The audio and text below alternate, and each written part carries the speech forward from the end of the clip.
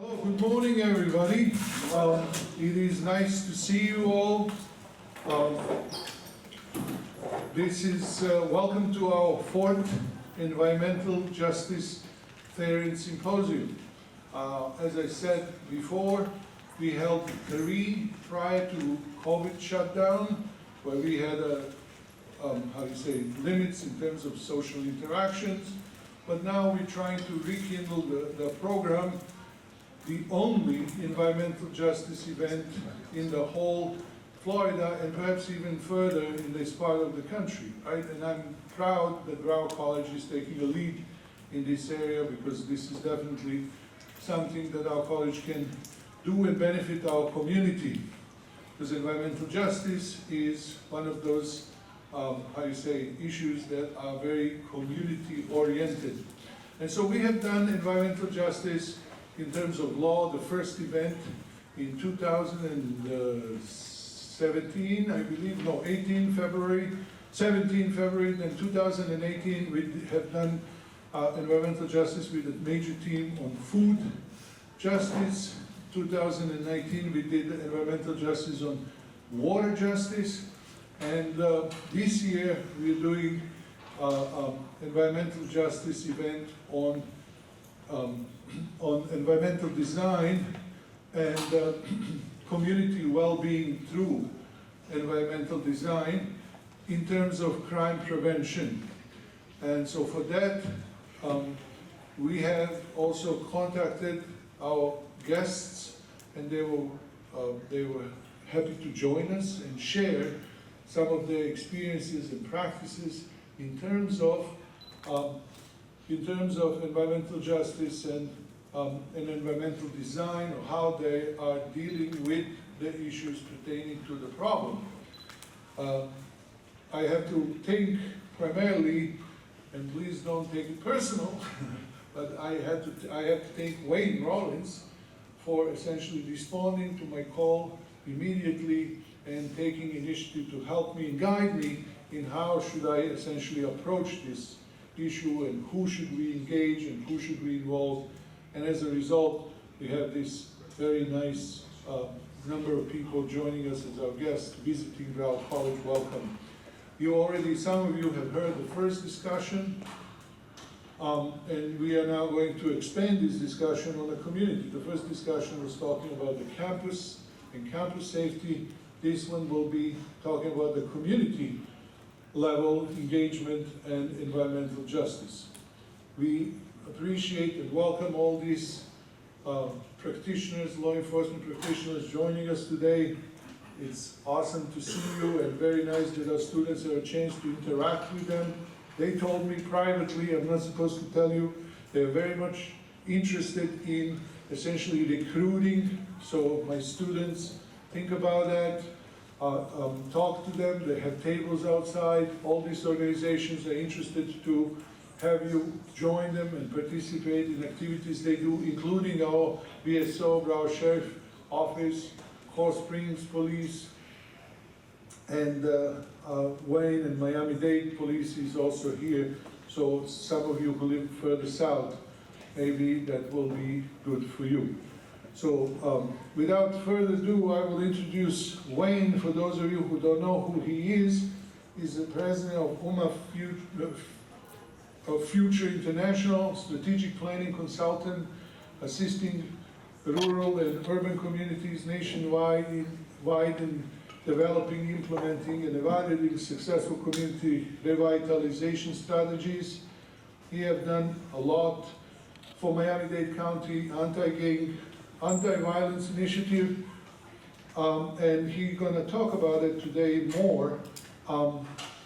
He was recognized by the White House, and in fact his program, Planning for Reentry, the 2004 South Florida Reentry Summit, was used by the White House for its Office of National Drug Control Policy,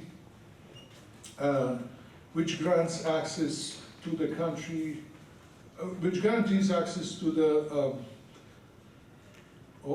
I'm kind of lost. As a tool of the development of comprehensive multi-agency ex-offender reentry permits, reentry plans, And his work have been highlighted in the national and international conferences and publications, as I said before, to the point that even people from Finland come to consult with Wayne about, crime prevention. And we all know that these countries in Scandinavia have a reputation of being very peaceful, well organized, and if they are coming to Wayne, it means either Wayne is very good or something is very bad going on over there, but we'll find out.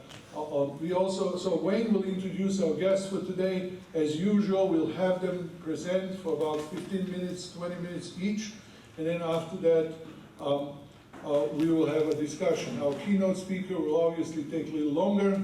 Right? He will introduce the problem, let's say it that way, and then we can have a fruitful discussion afterwards.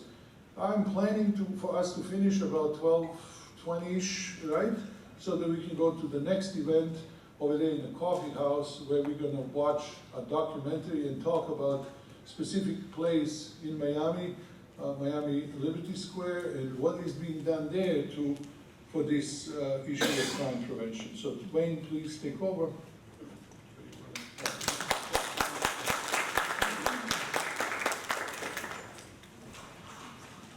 Appreciate that, Professor Mirsad. We just had a very lively first session, and so we have high expectations for you, or of you. And this panel is going to be exploring healing wounded communities through crime prevention and environmental design. Our first speaker just came through the door. Major, come on down. The price is right. Good morning. Good morning. Making a grand entrance. Apologies for being a little bit. No. I saw you were actually here.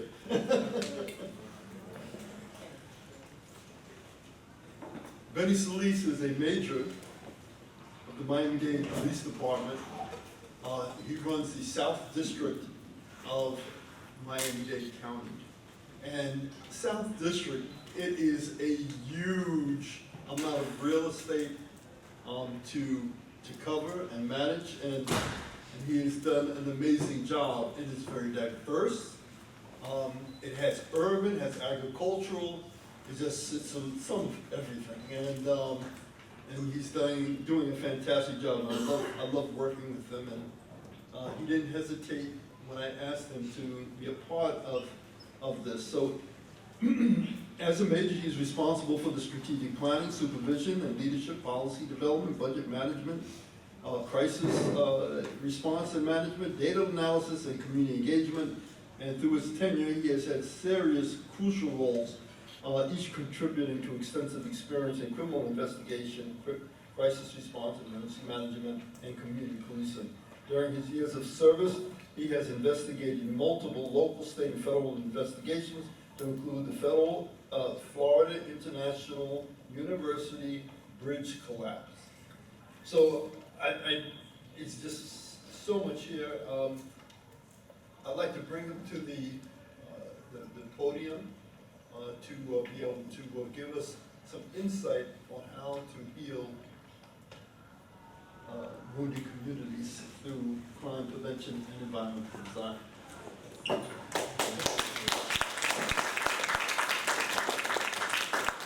Good morning, everybody.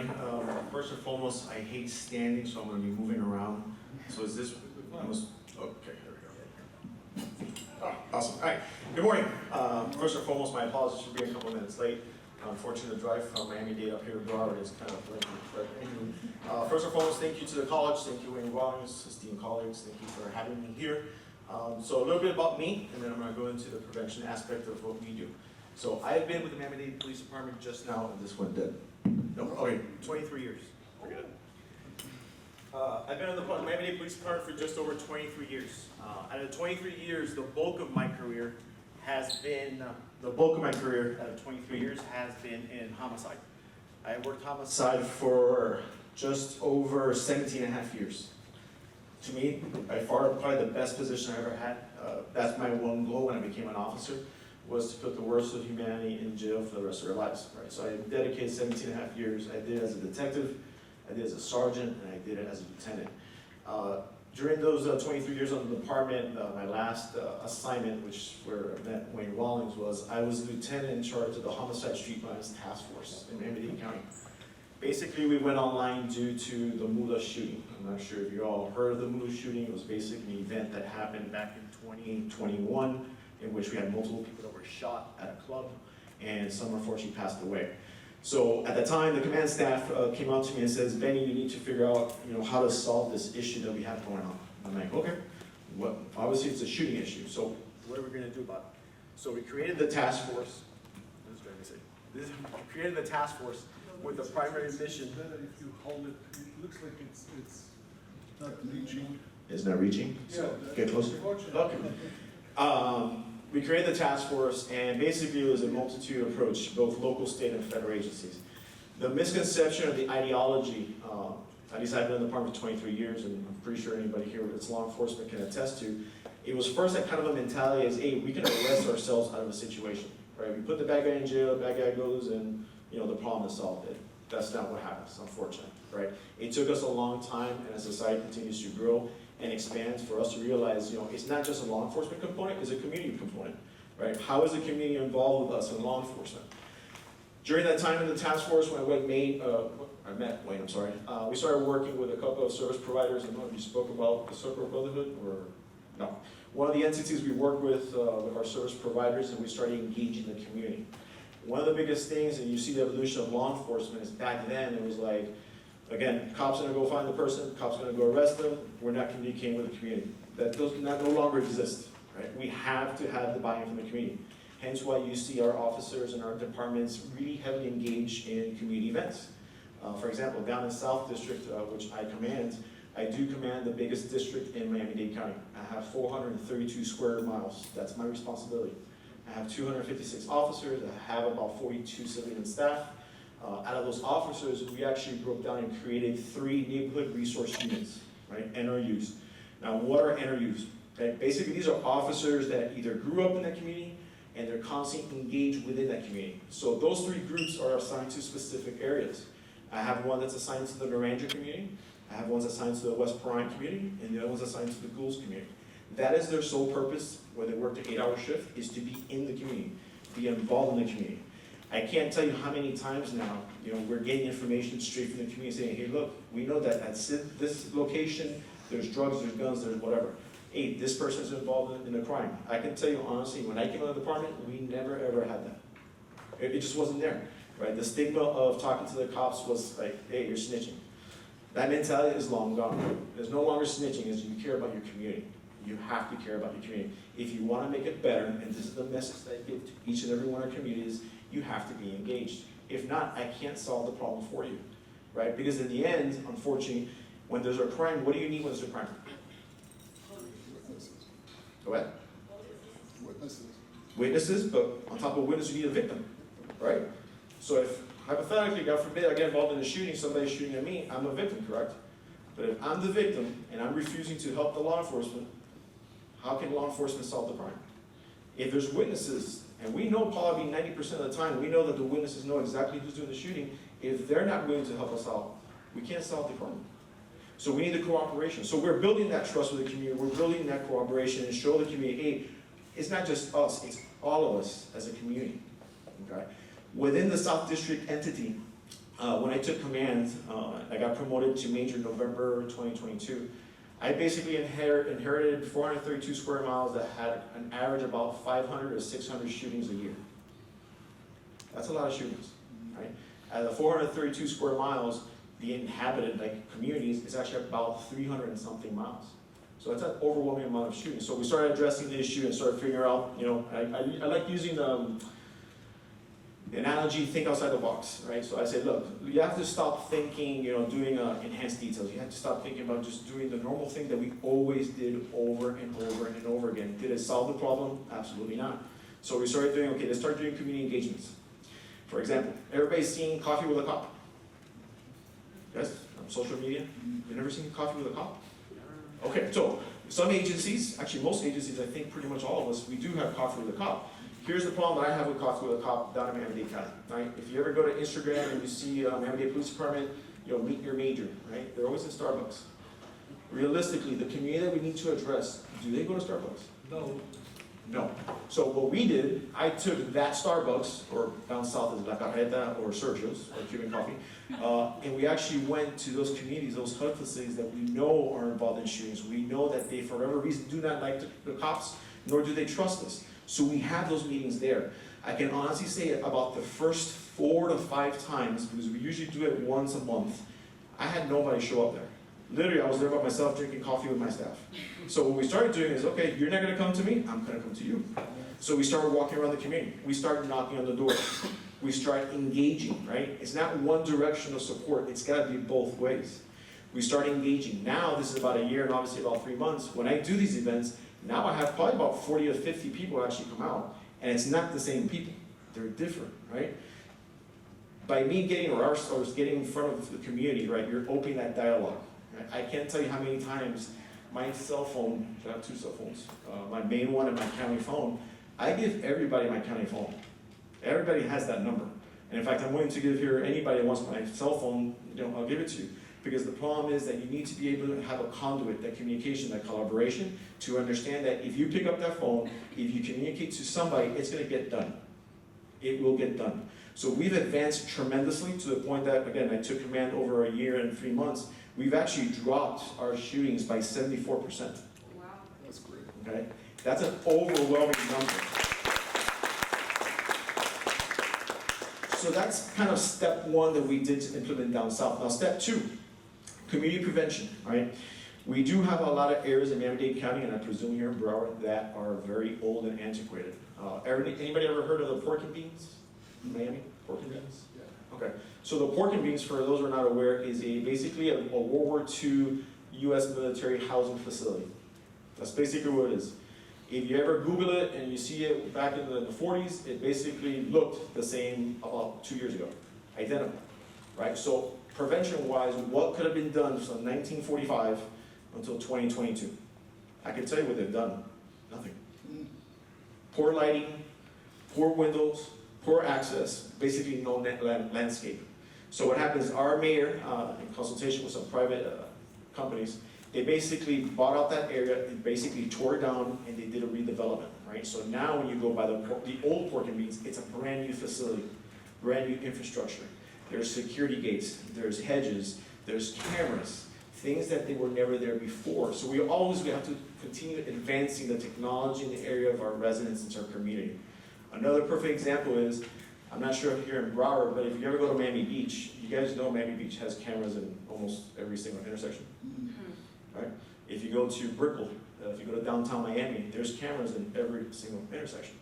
So why is it that my community, or our community, why don't they have cameras? So do they get special privilege because it's Coral Gables or Miami Beach or the city of Miami? Don't answer that question. So what happened is this.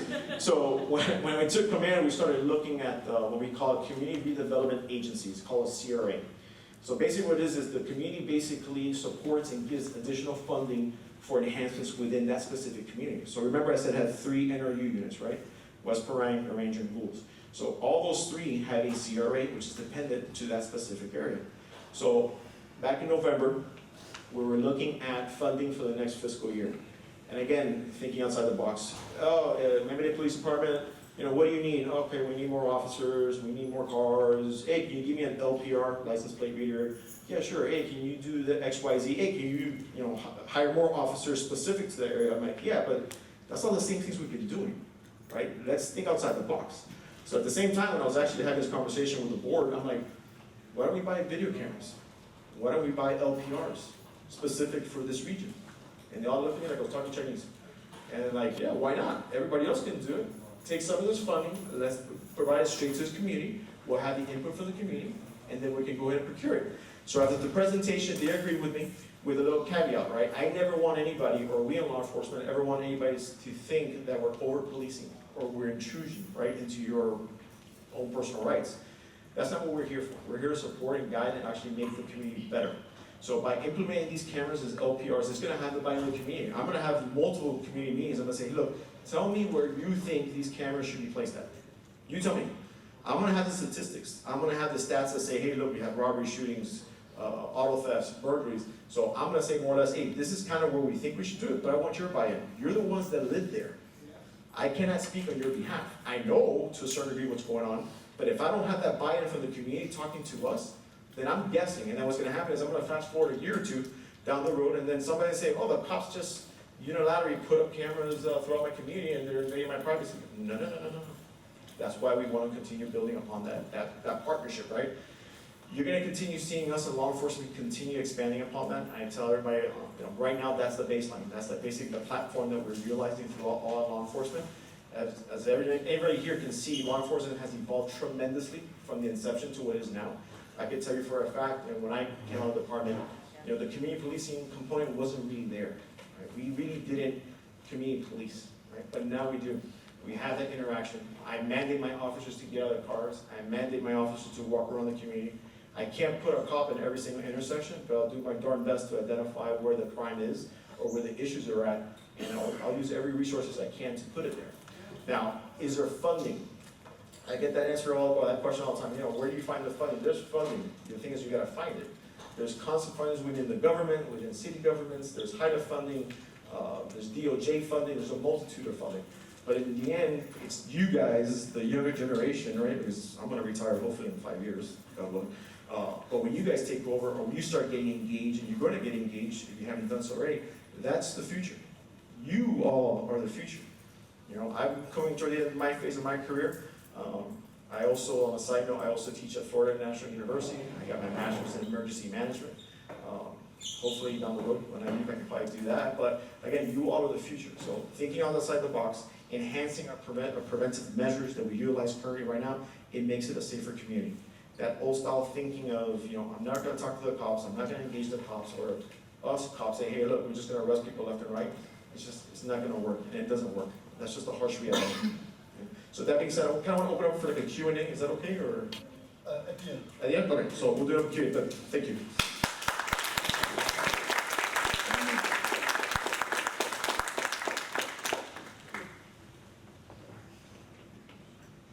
Major Solis, thank you so much.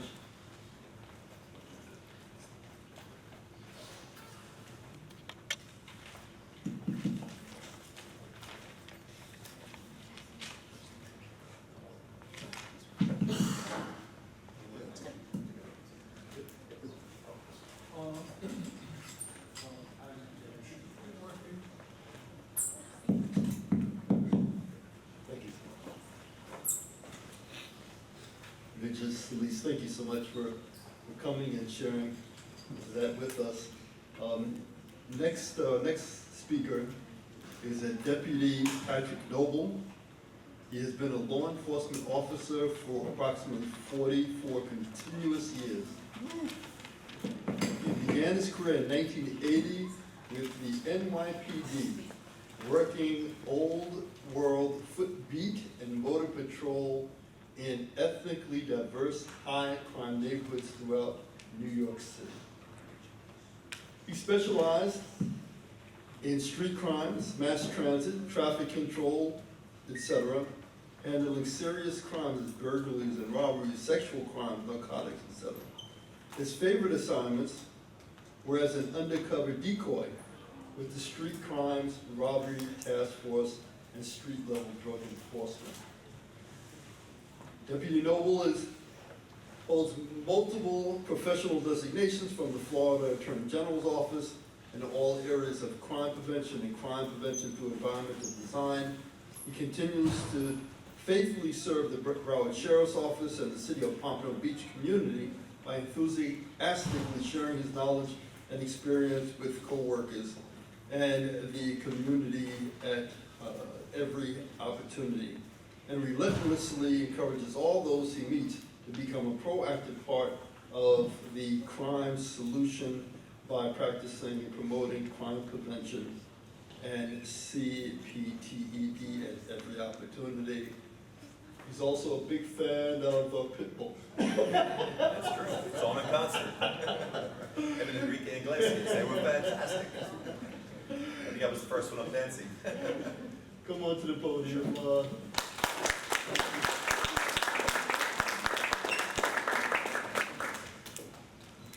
So, is there a handheld? Thanks. How's that work? Good morning, everybody.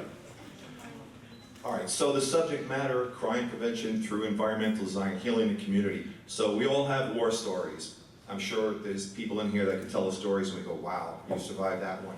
So I have a bunch. I don't know if I'll have time in the few minutes that we have. Unfortunately, we probably all could spend a lot of time at this subject because it touches every one of us. I'm not sure who used the word victim. I think it was you. It starts out with victim. Myself, my sister, my mother, my father, we were all victims of serious crimes. That's why I'm a cop here today. Sometimes I look at myself, I say, how did I ever get here? Because the way I grew up, not that you have to raise your hand, but I grew up what was called the projects in New York City. My parents were immigrants, they were poor. When they died, they were still poor. And so what came along with that was all the problems in a neighborhood that was economically deprived. And that meant robberies and burglaries and all types of other gangs and narcotics and so forth. So I did have friends that died from drugs, personal friends. I have friends that went to jail. I have 2 friends that went to jail for homicide that I grew up with. And then one of them killed somebody when he got to prison. So, you know, it was a rough group growing up. And what that did was it motivated me to go forward and do something. First of all, it was to protect myself and my immediate family. Because that crime and criminal environment, which you described very well. I mean, I don't know how many shootings you said, but that's pretty overwhelming. And that 74% decrease. So the crime prevention through environmental design element to this is powerful. What I could do is, I'm going to try to take a quick look and just sum up a couple of sentences that I wrote down and eat up the time so you don't fall asleep on me. So policing, what is it? It's just crime prevention, that's all. Everyone today has their own image of what policing is. It's really just crime prevention. Keep that in mind, please. SEPTED is crime prevention through environmental design. It's just equal to security strengthening, making places more secure. The acronym officially is crime prevention through environmental design. The way I think of it is crime prevention thinking every day. It should become second nature for you to develop a safe and secure routine and a habit every day and everywhere, at home, work, and play. All of us should be looking actively all the time for problems to solve. You'd be surprised at how much intuition and talent comes out of people that don't practice this, but once they're enlightened of how they can make a difference to make a place safer for property and persons, it's amazing. And then everyone shares this with each other. Most of my good knowledge came from the streets. I did go to training, I took all types of official courses and so forth. Then I went out into the field and I did it, and it all gelled together, and people told me about their experience and what they thought we could do to make places safer, more secure, and it actually became, I incorporated into what I practice. Basically, we listen to and we consider everyone's concerns, no matter how small they may seem. We don't underestimate or dismiss the intuitions of others. They might identify and stop threats and save lives. Examples how the unit I work in is the SEPTED unit. We're exclusive to this. I do development blueprint reviews of safety and security plans for all the new and retrofit development, from residential homes to small and large business plazas to large apartment complexes, condominiums, hotels, critical infrastructures, including what all of us use, airports, railroads, police and fire stations, city halls, communication hubs, water treatment plants, and on. You name it, and I'm involved in that process. So I'm really lucky. I love my job. Now, they did say I'm old. I'm 44 years in this, so I'll be 66. I don't want to retire. This is so productive, and it makes a difference. Like, I can't imagine going home watching TV being bored. Crime prevention through environmental design. I would motivate anybody. I don't know what your career paths are. Obviously, everybody has their own unique, I guess, interests and so forth. But this is something I would strongly encourage. If you think law enforcement is about just being a cop and running after people, that kind of thing, and arresting them, get into this field of it, and it's amazing. I can tell you that I've been involved in developments where the crime was high. Statistics, you can name burglaries, robberies, that have affected all of us. So then they would pull a permit to upgrade the property. And now there's laws, and I gotta take credit, you know, once in a while you do pat yourself on the back, it feels good. I wrote a bunch of laws. I'm not an attorney, I know nothing about writing laws. And believe it or not, with perseverance over a couple of years, I got them passed. So Pompano Beach has the strongest crime prevention laws in the country. We mandate cameras where they're necessary, not in private areas, nothing like that. We're not into like violating any civil rights. But if there's an area that's in public and there's a bunch of robberies and people getting robbed, it's good to know that someone's looking out for you. So we have a team, the Real-Time Crime Center, and they'll look out for you. But there's all types of other physical factors that come into play. Some of them were mentioned here today.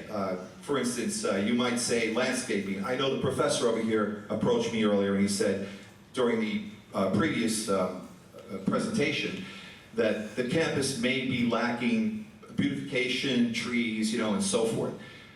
It's not crime prevention through environmental design. When you go for this, the first principle is natural surveillance. When you're looking for natural surveillance, what does that say? Just eyes on things all the time. Because as long as you have eyes on things, usually that's going to be a big deterrent, which can actually evolve into prevention. So, but you don't want to take away your trees, you don't want to take away your bushes and your hedges and your beautification measures that you've incorporated into this, you know, development design of the whatever the property might be. This college, for instance. So what do you have? You just modify it. One is not exclusive of the other. So if you have your house or your place of business or your school where you come and you're worried about, and I hate to use the word, but today everybody's worried about the active killer and so forth, but there's the ordinary robbery, you know, which is traumatizing to the person being robbed. That's the victim. They could get, you know, hurt, etc. Just think of this one thing and then you can always take it from there, and I would say do a little research and just remember this acronym of SEPTED. Look it up and it's intense. It really, really will help you in everything. If you have a line of bushes and someone can hide behind them, or as we knew in the last presentation, drug dealers that are like, you know, scourge of a neighborhood hide their stuff, let's say, in those bushes. What do? You take the bushes that are high, and everybody loves lush landscaping in Florida and lots of trees. They over-landscape or they improperly landscape. You can keep them down low. You still have beautiful bushes, but they're no more than maybe 2 foot high. Nobody, I mean, I know I can't hide behind 2 feet without laying down, and you know, you'll still see me. So, anyway, and trees. You have plenty of trees, but you don't let anything, no foliage, leaves, you know, anything obstructive getting in the way of that natural surveillance come below 8 foot. So now, any end of the campus you are getting out, you can look out to the cars in the parking lot, and when a criminal knows that, they're going to go elsewhere. But you can take that formula, and you can go to, like I say, your home, you can go to your place of business, you can go to your, you know, wherever you work and play recreational or your educational institutions, and start telling people, you know, you got a problem here. There's an alcove in the building, and there's like some guy lurking around in there. What do? You put an extra a light up there, but what I do is, because I'm in the initial phases of development, and I look at the plans, I stop the architects right there. I tell them, this is not going to work over here. This is a dangerous place. Let's redesign the building. And what do? I'm not an architect. I took mechanical drafting, architecture, and so forth, but that's not what I do for a living. But now, I've learned a lot of programs just on my own. You know, we can all learn everything today. It's all accessible to us online. And I found out how to manipulate plans and do this, and so now I'm involved in all this stuff with all, I mean, I deal, on a daily basis, I deal with architects, attorneys, developers. They're calling me all the time. How do I design this? How do I design that? And when we go back later to a property that had a high crime level, or a crime, let's say criminal incidents, when we look a couple of years later at the statistics, after I've had my input into that property, that development, the crime goes down. What? I mean, what a powerful tool SEPTED is. So I would encourage you to look at it. And before I go any further, am I almost out of time? 3 minutes. All right, so what do I got, like 1 minute left? 3 minutes left, all right. Let's see if I can tell you something interesting. So, again, I told you, the reason that I got into police work is because, you know, we were all victims of crime. Basically, I lived in a big block of crowded apartments, as I said, referred to as the projects. My mom was robbed at night. Two guys pulled her down a subway station on a bicycle, beat her up, and tried to take her purse, but my mother bit one and she fought them, and eventually the cops came and they caught them because my mother struggled. I don't recommend that, but that was my mom. She was a tough old Irish woman. Anyway, what was the problem there? I know today that it was a dark subway station. They didn't have enough light, so there was not enough surveillance. So what do we do today? We make sure we have enough light so people feel safe and they can see. My dad was robbed in our lobby of our building. They cracked him over the head with a gun, and that was because there was no access control. It was just an open lobby, and we had, vagrants that everybody and criminals would come into the lobby and hide under the stairs, and they would rob people sometimes. And unfortunately, most people didn't get hurt, but my father did suffer a serious injury from that, a lifetime injury. My sister, in the basement of our apartment, there was like this underground area where they kept the garbage. It was dark, there was no light, nobody went down there and checked it. My sister got stabbed in an attempted rape. So this was all while I was a teenager. And I look back now, and access control, lighting, natural surveillance, if you applied CEP-TED to these type of situations, a lot of this crime would never have occurred. Simple, and these are big crimes we're talking about. Last but not least, and I'll close out, I had a cousin. She was 17 years old, Terry Fleming. She dated Teddy. He was the leader of the local gang that was affiliated with one of the original New York City Latin Kings chapters. And when she went out with him, I guess she didn't realize he was a nice-looking guy. He was like a really popular guy. But they used to hang around the park, and the park was full of lush landscaping, and the city was pretty broke at the time. It was almost bankrupt. So they didn't cut the trees, they didn't cut the bushes, there was no lights, there was glass everywhere, so there was no ownership, using your word, Professor. Nobody cared about the park, so the drug dealers owned the park. And as a result of that, my cousin, not knowing, living on the block and so forth, these guys got away with it. Police in the neighborhood couldn't see how they hid their drugs, sold their drugs, they didn't worry about anything. So in the end, Terry goes out with this guy, and he has money and a nice car. She's 17 years old. What does he do? He throws her off a 4-story roof and kills her when she breaks up and realizes he's a big drug dealer. We could have done so much with the design in those days if we had this philosophy of crime prevention to prevent those type of incidents. I mean, she was a 17-year-old, beautiful girl. A little crime prevention through environmental design could have made a big difference, and the park would have been clean, and the drug dealers wouldn't have been there. So with that, I'm going to close, and thank you for listening. Hopefully it wasn't too much. I know I speak fast, but thanks. Before I introduce our next speaker, I want to just recognize Chief Gerald Darling. He's at the end of the table. He will not be speaking on this panel, but he's a subject matter expert. So if you were here for the first panel, he was the keynote speaker. And so he brought a wealth of information and knowledge and experience to the podium, and he was quite engaging. So as we get into the question and answers, well, we may be going to him, or he may have something to offer as it relates to the questions that you all will bring forward. And we're expecting great questions from you all. Officer Hannah Rincon is a 16-year veteran of the Coral Springs Police Department. She is currently assigned to the Community Involvement Unit. She was previously assigned to the Youth Liaison Unit as a school resource officer.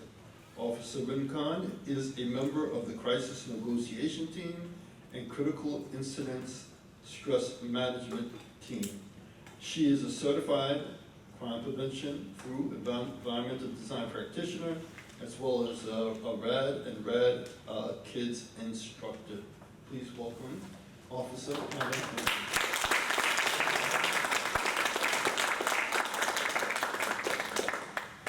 Good morning. I just want to say I feel highly unqualified to be sitting on this panel with all of these wonderful gentlemen here. So you guys are amazing.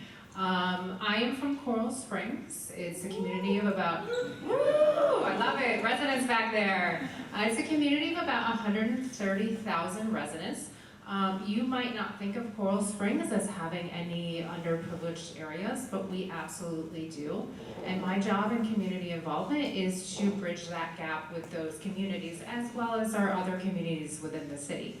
So we do that by doing crime prevention, community outreach, and public safety education. I feel that my job is, when I'm doing community outreach, to also be doing public safety education as well as crime prevention. I think that involves every opportunity when I'm speaking with people to give them that whole, realm of what we can offer them to make their lives better and educate them further. In Coral Springs, in order to get into our underserved communities, we have a picnic club the third Wednesday of every month. We go to Lions Park. Anyone familiar with Lions Park? If not, it's on Sample and Riverside, one of our most underserved areas. We invite our students from Hunt Elementary, and every Wednesday they come out and we play sports with them, we feed them pizza, we laugh, we have a great time, and we get to know them and their families and their concerns. They come up to us every Wednesday and give us hugs and talk to us for hours on end. It's a great engagement for us, for them to know us, for us to know them, and them to feel comfortable with us. We also have a summer camp for underprivileged kids. So we take those children from Hunt Elementary and we have them all summer. 6 weeks during the summer. It's a completely free camp. They are given public safety education, so we teach them CPR, we teach them drowning prevention, we teach them about RAD Kids, which is a self-defense class for children, so they can learn how to defend themselves if they need to.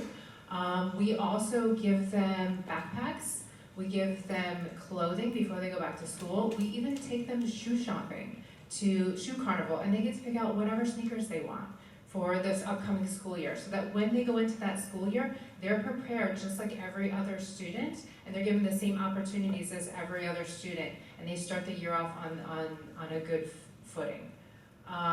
That's one way that we get into those communities, and when we're in that part of the community, we are also looking at crime prevention through environmental design. When we're at Lions Park, we're looking at the lighting. Why is the playground so dark? Why can these kids not play after 6 o'clock at night? Because there's no lighting. Unfortunately, some of our unsheltered individuals have been taking out the lighting in that park because they don't want the lights on. They want it to be dark. So what do? As a police department, we hear their concerns, we go out, we fix the issue, we work with code enforcement, we work with our public works department, and we fix that lighting for them. That's one way that we can use crime prevention through environmental design to improve their lives. SEPTED is amazing because not only does it take into account the actual crime statistics, but it takes into account your perception of crime. So if you're walking into an area and you don't feel safe, and I look and I say, well, there's been no crime at that location, that doesn't matter, because if you don't feel safe, you're not going to use that space. And when you don't use that space, that's when it becomes available for the unwanted user. So there's somebody that's looking at that space to use it in a negative way. We also use SEPTED from the beginning in our projects. So I sit on the development review committee, and every project that comes through in Coral Springs that needs city approval, I look at it from a police perspective. And I say, hey, you shouldn't design it this way, because if you do, you're going to have this blind corner, or you're going to have this ambush point, or you're going to have an area where someone could be the victim of a crime. Sometimes they take my suggestions, sometimes they don't, it just depends on the project. But for the most part, we all get together, so it's all kinds of different disciplines that are together, and they are like, oh, I never thought of it that way, you're right. That's why we all get together as a team, in order to make sure that we're doing the best that we can for our community. We use SEPTED for our residents that are homeowners, business owners. We actually provide free SEPTED assessments in the city of Coral Springs. So if you are a business owner or a resident of Coral Springs, I will come to your house and I will look at all your stuff and I will say, hey, you could really improve on the safety of your home and reduce your chances of being the victim of a burglary if you do A, B, C, or D.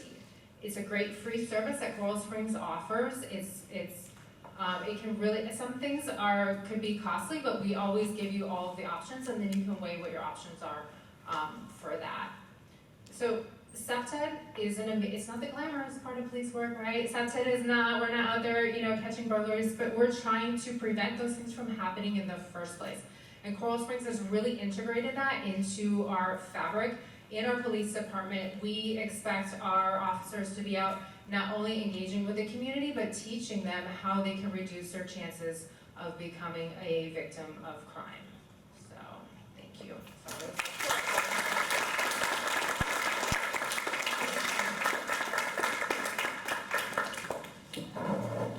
Makes me want to move to Coral Springs. Fantastic. So you've heard from our experts. Now it's your turn. Your questions, your insights, your feedback. Did you hear something that was thought-provoking for you? Did you think about situations where SEPTED would have been helpful in preventing an incident, either where you live or where you play or where you go to school? Don't everybody talk at the same time. Question. How do you deal with the homeless issue? I think I heard homelessness mentioned once. I think that's a predominant issue in a lot of our communities. And how, from a SEPTED perspective, how do you deal with that? Anybody want to say first? And I can respond. You want to say something? Maybe we could all share. All right, so I'll give you one thought. Mike. It's a big, obviously, sorry? Mike. Oh, microphone, yeah, sure. Alrighty, let's see. How's that, okay? All right, so we, in BSO, like most departments now, we have the HOT team, Homeless Outreach Team. So if you're a businessman or, you know, you live in an apartment complex or so, and you see a lot of homeless people around, and they're, you know, you're concerned, first of all, like, we feel sorry for them, so we empathize because it could happen to anybody, anytime in this world. And we want to try to take the, you know, the gentle, helpful approach. So we bring the HOT team in, and we see if we can find some solution to their homeless challenge. That might be, well, a shelter. You have a lot of resistance to shelters, though, because, you know, a lot of them have issues with addiction, drinking, and maybe drugs, whatever it might be, as well as they might have mental, you know, conditions that are of concern, and they're not going to get along with the other residents, and they're afraid of that type of conflict there. So they might get banished from a shelter because they've gone there and they no control of their emotions. They get into a fight, disorderly conduct. The next thing they're out and they can't go back. So they're now chronic homeless. So what the HOT team does, it searches, it has resources, it searches, it goes out there, and it tries to find places where they can lodge them, even if it's only temporary, until they can try to hopefully get something more permanent. It's effective at times, at other times it's not. We've gotten lodging for them, we've gotten them into programs, and they don't seem to be able to break the, you know, the cycle, and they're back for years and years. So it steps up. The next thing is, if they were out in front of your house, your business, let's say, and your customers no longer come there, you're going to be running a business, which means you can't pay your bills. So you're going to call the police and say, listen, you know, they're, I hate to use the expression, they're pooping and they're peeping all over the front of my lobby. This is going on daily, and you know, it's got to stop. So, as I said, if the other process doesn't work, if the person that owns the property or manages it, the agent or the owner says, you know, I want them out of here, and they don't leave, after a few warnings, usually it's a couple of warnings. Legally, you only have to give them one warning, and then you can arrest them. Arrest is not really working very well, unfortunately, as we know, because they just get released and they go back and through no fault of their own, usually, back in the same circle. You might find somebody else's door or go back to yours, unbelievably. So it's a chronic problem. It's not an easy one to solve. Major, obviously, housing shortages and expense issues. So you're not going to see it, in my opinion, and probably most of us in law enforcement, fixed anytime soon, but the efforts are there. And if we could just get some more, okay, if your business, you got a problem out in front, we're going to tell you, put up lights, put up a trespass sign, put a camera up, possibly, if there's an alcove, we might tell you, you know, fence it in so they don't come there and they go somewhere else. It's displacement. Is it the solution? No. But that's the temporary Band-Aid that a lot of the community asked the police to do, and the last thing we want to do is arrest them. because we know it doesn't solve the problem. So, but the community tells us, get them out of here, sometimes they can get pretty serious because they get so frustrated with it. And a lot of these people, unfortunately because of their problems, have no respect for the property owners or tenants. And you know, you're trying to keep your place clean and they're throwing alcohol cans and leaving drug paraphernalia out in front, pooping and peeping out in front, and stealing. So it's really a huge problem, and like I said, without the government and maybe the community stepping in and doing a lot of house building and, you know, for lodging, this is going to continue. And the last thing is they've got to get more and more, and I'm sure you guys, probably some of you will go in that direction, more behavioral type of, you know, involvement, behavioral sociologists and in police work, civilians that understand it, and maybe they can help us, because we don't really want to go in there with the big guns to something like this, because that's not going to look good, and it's not what we want to do, trust me. All right, anybody else want to comment on that? Coral Springs does something similar. We do have a homeless outreach officer. We try to get them services. We do have a few chronic unsheltered individuals in our city that do not want services. We have offered many, many times. Unfortunately, we have to work with our businesses then, and we do have a trespass barring program. So if a business signs up in the program, they sign an affidavit, and it gives us the authority to take enforcement action on their behalf. So a lot of that will happen during the evening hours when unfortunately people are setting up, they're setting up tents or whatever it may be, and they're sleeping on these businesses. So we do take enforcement action that way, but we always try to offer services first and try to get them the assistance that they need in order to try to help them get out of the situation that they're in. Sometimes they're just a little resistant, so we have to protect the business owners as well. I have a question. So you guys were talking about Semted. Oh, Mike. Yeah. Thank you. Okay. You guys were talking about Semted, and since we're obviously on a college campus, I don't know if any of you personally have experience with working on like a college campus. I know we talked about like high school and middle school at the last discussion, but if you guys maybe have any ideas that you would share with us, because we're the future of the well-being of our schools and our counties and our country. So if you guys have any ideas of like specific things that you could implement for a college campus, such as Broward, like for example, we have evening classes here, right? I took evening classes last semester. My class ended at 9:30 p.m. And I'm, a girl walking alone on campus at 9:30 p.m. to my car that's parked kind of far. And it's just like things like that. I never saw police on campus. I never saw like any not bright lights, but like, you know what I mean? Things like that can help prevent something from happening. You never know. So just, if you guys have any ideas you'd like to share about SEPTED or crime prevention on college campuses specifically, because I think it would apply in this case, So in reference to your question, at least, and I can talk on behalf of Miami-Dade College, so we got a couple campuses in Miami-Dade. They've implemented actually off-duty officers. So we do have marked units that actually work, I believe it's from 6 in the morning to 10 o'clock at night. So they're actually patrolling the community. Now I will say that Miami-Dade College enhanced their lighting at all of their facilities. There's no corner anywhere on there at nighttime that you're not, 5'5", we call it police work, that you can see it perfectly. They're not 5'5" on some sort of video surveillance package system. But obviously education and awareness, right? Awareness in the sense that if you see something, say something. Everybody's heard that campaign. When you're walking around, you shouldn't walk by yourself, you should walk with somebody else. One of your colleagues can walk with you.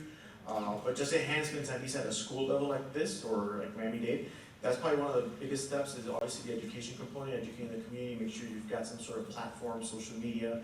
I'm pretty sure BCC has like a chat or something, or a Telegram. That's really the first thing, is education and awareness. And then on the flip side, as a law enforcement, is that you can put law enforcement, you can build hedges, you can put a gate around the community, you can make it a flow restriction, an MLT, basically a traffic pattern diversion. For example, when I was coming in here to Miami-Dade, BCC, When I came in, I made a wrong turn to the right, and then when I made that right, I thought I was gonna hug this whole facility, and then I ended up like a roundabout. I'm like, gee. So then I came back around. But stuff like that, implementation, that helps tremendously as well. Can I make Just a quick follow-up on that. So, real practical. If I was a single concerned person, in your case, female, you know, you mentioned that. And I'm gonna say that I would be concerned too today, this crazy world we live in. So, this is something that I've been telling people to do for years, and I'm sure we all do it.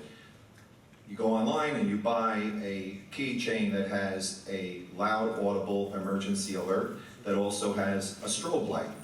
You want, there she goes, show it around. Everybody should have one, because they don't just rob females, they rob everybody else. It's just the way it is. So, if you're going to your car and it's in your hand, and you see somebody out there and you're suspicious, most people are reluctant to bring attention to themselves and say, unless they're sure, but by the time it can be too late.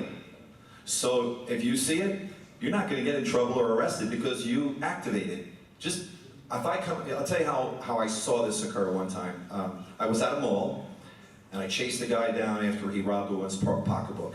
He was beating the daylights out of me. And there's no way, you just can't shoot people. There was a crowd of people, and you know, in a mall, can you imagine me pulling out a gun? I would hit the wrong person. So, you know, not that great of a shot. Well, good shot, but not that great. So anyway, yeah, I was lucky. It was an off-duty cop that happened to see it, my old buddy Mike Johnson, and he came, and he was a big guy, and he rescued me, and you know, and that's why I'm still here, because that was a nasty fight, and the other guy was winning. So the end of it is, I thought about it when I went back to the mall, and how did I end up in that situation? The woman went out, and she was like a victim. Her car was parked far away. The mall parking lot was dark. There was no SEPTA in those days. I'm talking about something from 35 years ago. And so, although there was a patrol security guard, the mall was massive. It didn't do anything. They probably watched him. Okay, he's gone now to the side. We'll see him 2 days later. So that false sense of security. So that woman goes outside. She walks to the car thinking, well, you know, there's security at this mall and so forth. There are a lot of people out there. The parking lot was dark. It was empty. Nobody was looking except straight to their car. So she doesn't have that crime prevention mentality, looking around. When I went back to the mall and I gave a presentation to the staff and some of the business, what I told them was, as you said, carry this device, but before you exit the mall, look out through the windows of the door and make sure you don't see anybody standing there. Now today, someone might set you up by talking on the phone as if, you know, they just had a phone call. They're stalking you, waiting for a robbery. There's nobody on the phone. Sometimes that's how they burglarize places. They sit around pretending they're on the phone, and what they're doing is they're surveilling, doing reconnaissance before they commit their crime. So you basically have tools and knowledge to protect yourself. As the chief said here, you have to make sure you have accompaniment in the dark. So that could be arranged. One last word. SEPTED Crime Prevention Walking Bus Tour. What I have done in the community, I've called groups together, homeowners, sometimes other groups, it could be youth groups, etc. And either we've walked through an area and I've educated them in this philosophy and shown them whatever the methodology is that we use, that we apply, so they all know it. And they can go out and they can parlay that to others. The other part of it is sometimes, you know, the city would lend me a bus, maybe a 30-person bus. Who knows if the college has one? You guys can look into this, or your community groups. We all got on the bus. I gave them the material so they could all become SEPTED aware and almost experts, because some people take such an interest in this, it changes their career paths. I mean, we have guys in the sheriff's office that went to school for law, and now they're with us because they see this as very rewarding. It really is rewarding work. I don't find this boring. I find it exciting, fulfilling, and when I go to a place and a community tells me, like this woman at the mall that got robbed. So later on, a few years later, she tells me, I see her at the mall. Hey, do you remember me? And I'm like, yeah, I remember you. Yeah, everything okay? Over. Oh yeah. She pulls out one of these alerts. It didn't have the strobe because it was still, years ago, they just had the alert. She had the alert, and she told me, she told all her friends to buy one, and she would buy them for Christmas for her kids, et cetera, et cetera. So that's what this is all about, trying to get the word out. All right, I've said enough. Go ahead. Okay, one of the things that I talked about earlier, you're a stakeholder. That's one part of the SEPTED process. As a stakeholder, you have a right to go to the university personnel, the college personnel, president, whoever, and as a stakeholder, state that we don't feel safe in evening classes. What are you doing? Is there anything that we can collaborate with you on getting a process in place? We can understand what are the safety procedures at the college. As a stakeholder, you should not feel uncomfortable going back and forth, taking night classes. So that's something that you all are gonna have to do. And I think this session has brought that out, because it's the second time we've heard it. It's a concern. So it's time for you all to act on it, because you don't want this campus to get branded as an unsafe campus and night classes diminish and things like that. So you're gonna have to address it. And as one female to another, I highly recommend and invite you to take your own personal safety into your own hands by taking a woman's self-defense class. For every woman in this room, if they do not offer them at Broward College, you are more than welcome to come to the city of Coral Springs, where we offer free self-defense classes for women. If you go to our website, coralsprings.gov, we have 3 upcoming sessions. A RAD class is 4 weeks in a row. The first class is where you're learning about awareness and how to reduce your chances of becoming a victim by paying attention to the signs that are all around you. And the second and third nights, you're gonna learn upper body and lower body moves. And the fourth night, you are going to fight one of our officers in red men gear, and we're gonna film you, and you're gonna watch it at the end, and you are gonna feel so empowered and proud of yourself. It is absolutely an amazing experience. So please, every woman in this room, if you have not taken a woman's self-defense class, please do it for yourself, do it for your family, and come with your mom, come with your sister, come with your best friend. Do it together. It is an amazing experience. coralsprings.gov. Please sign up for one of our classes. That's why I always advertise Coral Springs, you know? Well, we have one more question, and then we finish. Yeah, thank you, Professor Krijestorac. Appreciate it.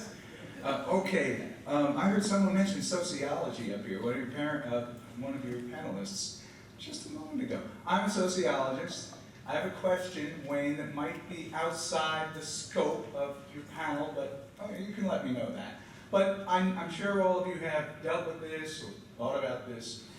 And what I'm talking about is jobs. This is my area of research and interest.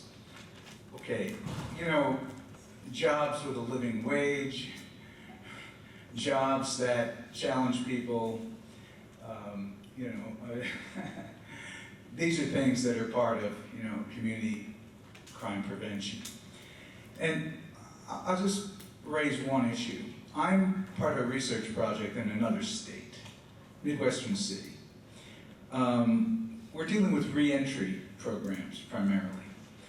And we're looking into the fact that so many of our, ex-incarcerated people are sent to temp agencies for employment, or so-called employment. And these agencies that, contract with temp staffing agencies and so forth, they have a mission statement that says, we're about self-sufficiency for people, helping the ex-incarcerated achieve self-sufficiency. Well, I've studied temp agencies for decades now, and I'm doing that again in the project I'm part of.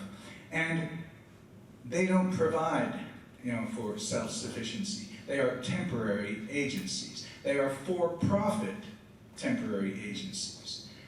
They're about taking a slice out of the pay of working people in order for them to, drive a fancy car. All right, I'm not gonna. I'd like to know your reaction to this, and what can we do to once again implement job programs that are real? Yeah. That are real. Thank you. Thank you, Dr. Gones. We saw the documentary, Days Work, and we saw Dr. Gones talking in that documentary. So those of you who are interested in the subject, that's a good source to begin with, Days Work. But please wait, or whoever. I'll take the first bite out of that. I have to get on a phone call when I leave here about the same thing that you're talking about. What we're changing from the city that I'm from, Memphis, Tennessee. The mayor just met with a bunch of our highest crime population, the youth gangs, the gangs, older gangs in the city, and asked that question. A lot of them have records, been incarcerated, living day to day, and Wayne and I talked about this earlier. We're getting ready to start practicing what we call nonviolence economics. If you can sustain yourself, you have a job where you make an affordable living, and you are doing something that's meaningful, you're not going to go out stealing cars and breaking into other people's houses, hopefully. And it works in other cities. We're looking at it in Memphis, and it's like, a lot of people don't like it because it's like you're letting these people who are bad come up and do something different, but it changes the whole dynamics of a community if you utilize that principle. And it's nonviolence. If you're broke, if you don't have any money, you're going to take it from somebody that worked all week for it. So we're trying to change that whole process, and it seems working. Thank you, Chief. Sir, one last line. I'm sorry for talking so much. No. Activity support is the last principle that we practice in SEPTED. And for instance, when you have activity support, that means that the community is involved. So if I'll give you a perfect concrete example. A buddy of mine has a roofing company. He was arrested 5 times for DUI. He couldn't drive anymore. But beyond that addiction, he was a fantastic person. What he did was he went to the local, AA chapter, and then he started hiring guys that were going to temp agencies. He pays them a decent wage because he's a real hard worker. So these guys are willing to work, made money. Guess what? Eventually, he made enough money, he bought a couple of apartment buildings, smaller ones, like 5 units and so forth, that might have 2 or 3 bedrooms. Now he owns a bunch of them. None of those guys go back. I mean, maybe once in a while somebody fails and slips. Without him running back and intervening, getting them back on track. I mean, I have breakfast maybe once every month or so with my buddy and guys like you're speaking about. And we, this is just on my own. He's my friend. And we meet and we talk, and they're like, you're the nicest cop in the world, blah, blah, blah, blah, blah. And I'm like, you guys are terrific. You're working, you're paying your way, you're staying off the streets, you're not getting ripped off by these exploiting type of companies. So that is activity support, part of crime prevention, part of SEPTED. So in other words, you can get involved in this. Even though you might have said this was not relevant, like exactly, it is. Well, That's all. This is a national expert in this area, by the way. Yeah. That's why he speak about that. Go ahead, wait, and call the people to go to the coffee house. Okay. Well, let me give them the information of the coffee house, and then I want to touch on that's such a critical question. We heard about pork and beans, right? And we heard about Liberty Square. Well, they're one and the same, synonymous. Many of the public housing communities have taken on a street name, if you will. And so we're going to be looking at an excerpt from a brand new release documentary on Liberty Square, pork and beans. And we took a class down there from Broward College a few years ago, and we beautified the segregation wall. There used to be an 8-foot-high wall that would separate the black community from the white community. And the wall is still there, but it's maybe a foot or 2 high. But it's a reminder. And there's a lot more to the story, so we're going to look at some of that when we go to lunch. And there's free lunch for everybody? For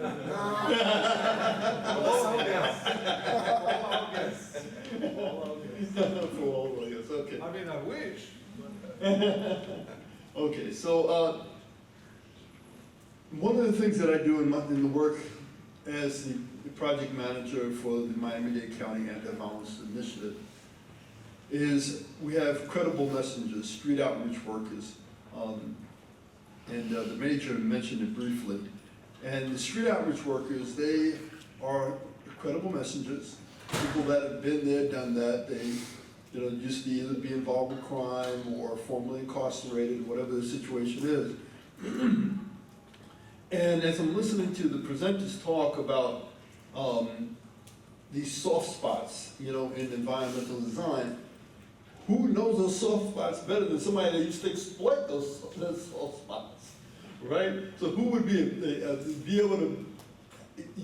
able to analyze and assess those challenges than someone that used to exploit those challenges? So there's a whole movement across the country, and there's a lot of money on the streets right now for community violence intervention. There's a ton of money on the streets, and so if you have a nonprofit organization and you're interested in anything like CEPTED or just community violence intervention, period, you can apply, and then there's I don't know, $500 million out there, whatever, it's a large amount of money. The next iteration of that violence interrupter or that street outreach worker is what I call community health outreach worker. Why? Well, the violence interrupter or the street outreach worker, what is the career path for that person? To be a supervisor of street outreach workers? Is that what you're gonna spend? And that's it. That's it. There's no place to go from there.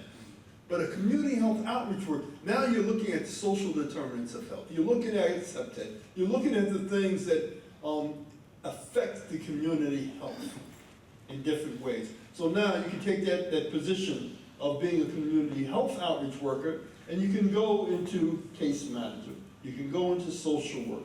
You can become a nurse. We have a young black male nurse on the team, and Cleveland is amazing. There's so many opportunities for career pathing, in doing this work. By taking people that know the work as well or better than the people that are here, because they exploited it. They were the reason for the problem, for a solution, because they were the problem. And they're often not included in the conversation. When we want to try and figure stuff out, we're going to the prisons. We talk to murderers. Like, what do you think we ought to do to solve the problem? They'll tell you because they were the problem. And they want to give back. Not all, but a lot of them want to give back because guess what? They have now children that are teenagers that are following the same path that they want. And they don't want that for their children. They don't want that for you. And so they want to give back. They want to, they remorse. This is restorative justice. So creating career paths, for people that been there, done that, where they can make a good, livable wage and a career, and increase their education, increase it. So anyway, it's always tough to be the last one between the meal and the talking heads, and I know that the major has a lot of real estate he's got to get back down to and a long ride ahead of him, and as well as the chief and everybody. So thank you so much, everyone, for coming. Please stay.